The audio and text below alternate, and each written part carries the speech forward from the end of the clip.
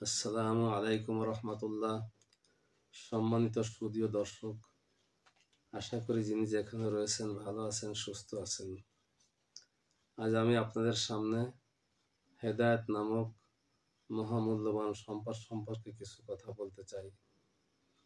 দুনিয়াতে যত সম্পদ রয়েছে তার ভিতর হেদায়েত হলো সবথেকে মূল্যবান সম্পদ। অনেক সম্পদ এমন যার উপকারিতা শুধু দুনিয়াতে সীমিত, কিন্তু হেদায়েত হলো এমন এক সম্পদ যা দুনিয়া আখিরাত উভয় জাহানে এর উপকারিতা বিরাজমান। আল্লাহ রব্বুল আলামিন যাকেই চান তাকেই হেদায়েত দেন, এটা কোনো নবীর হাতে ছেড়ে দেন নাই।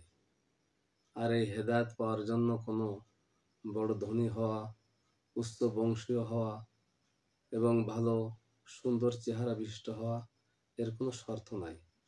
বরং এই হেদায়েত পাইতে পারেন যে কেউ। দল ও মত, জাতি, ধর্ম, বর্ণ, ভাষা নির্বিশেষে সবাই হেদায়েত পাইতে পারেন। এজন্য আল্লাহ রব্বুল আলামিনের দরবারে আমরা প্রত্যেক দিন ফরজ, ওয়াজিব এবং সুন্নত নামাজে কমপক্ষে ৩২ বার বলে থাকি, ইহদিনাস সিরাতাল মুস্তাকিম।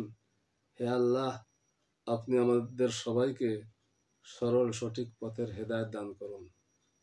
এ প্রসঙ্গে আমরা স্মরণ করতে পারি নবী করিম সাল্লাল্লাহু আলাইহি ওয়াসাল্লামের প্রাণ প্রিয় চাচা আবু তালিবকে, যিনি তার দাদার ইন্তেকালের পর মায়ের স্নেহ, পিতার সোহাগ, দাদার ভালোবাসা সব কিছুই দিয়ে তাকে তিলে তিলে গড়ে তুলতে থাকেন।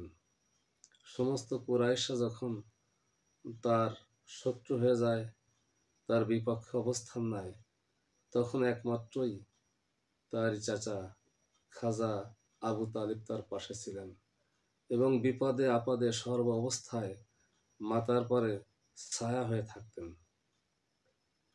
এক পর্যায়ে আবু তালেব মৃত্যুশয্যায় শায়িত।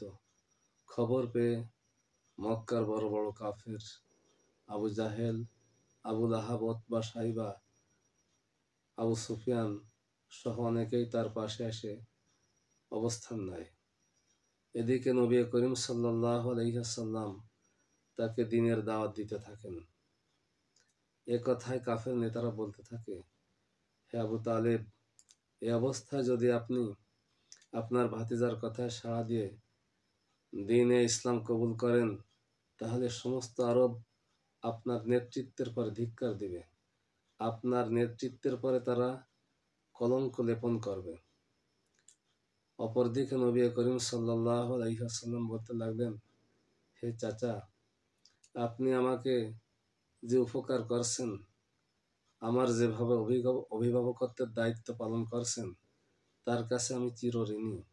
এই সুবাদে আমি আপনার কাছে ছোট্ট একটা আরজি পেশ করতে চাই, তাহলে আপনি কলেমা পড়ে মুসলমান হয়ে যান, যাতে কাল কিয়ামতের ময়দানে রব্বুল আলামিনের শাহী দরবারে আমি আপনার জন্য সুপারিশ করার সুযোগটা লাভ করতে পারি।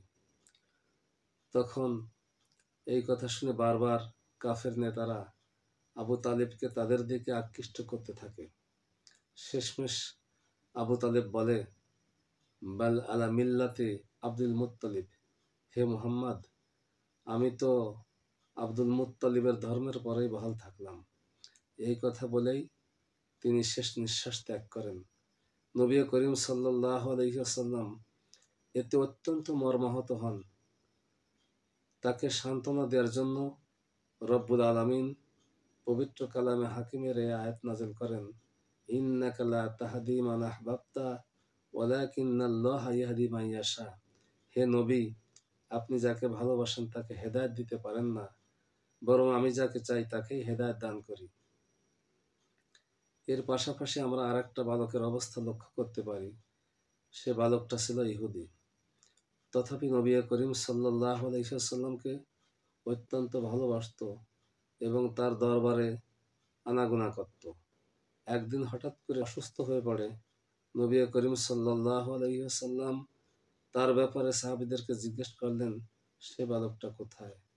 তাকে বলা হলো, ইয়া রাসূলুল্লাহ, সে তো অসুস্থ। তখন নবী করিম সাল্লাল্লাহু আলাইহি ওয়াসাল্লাম তাকে দেখতে যান এবং তার মাথার কাছে বসেন। অপরদিকে তার পিতাও তার কাছে বসা ছিল। এই অবস্থায় নবীজি তার সামনে ইসলামের দাওয়াত দিতে থাকেন। তখন ওই বালকটা একবার তার পিতার দিকে তাকায়, আর একবার তাকায় নবীজির দিকে।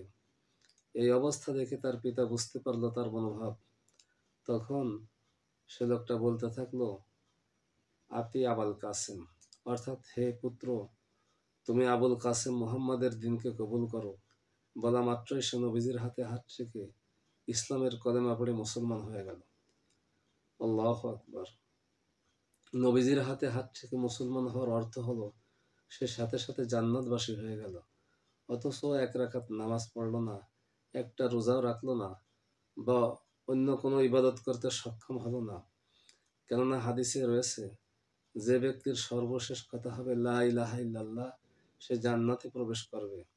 হাদিসে আরো উক্ত হয়েছে, ইন্নাল ইসলামা ইয়াহদিমু মা কানা ক্বাবলাহু, নিশ্চয় ইসলাম তার পিছনের জিন্দেগির সমস্ত গুনাহ খাতাকে মিটিয়ে দেয়। তো রব্বুল আলামিনের কাছে ফরিয়াদ, তিনি যেন আমাদের সবাইকে হেদায়েতের পরে, ঈমানের পরে অটল এবং অবিচল রাখেন। হেদায়েতের পরেই জীবনযাপন করার তৌফিক দান করেন এবং হেদায়েতের পরেই যাতে আমাদের মৃত্যু নসিব হয়। আমিন। তো আজ এই পর্যন্ত। আশা করি আবারও দেখা হবে অন্য কোনো ভিডিওতে। সে পর্যন্ত সুস্থ থাকুন, ভালো থাকুন, এই শুভকামনায় আল্লাহ হাফেজ।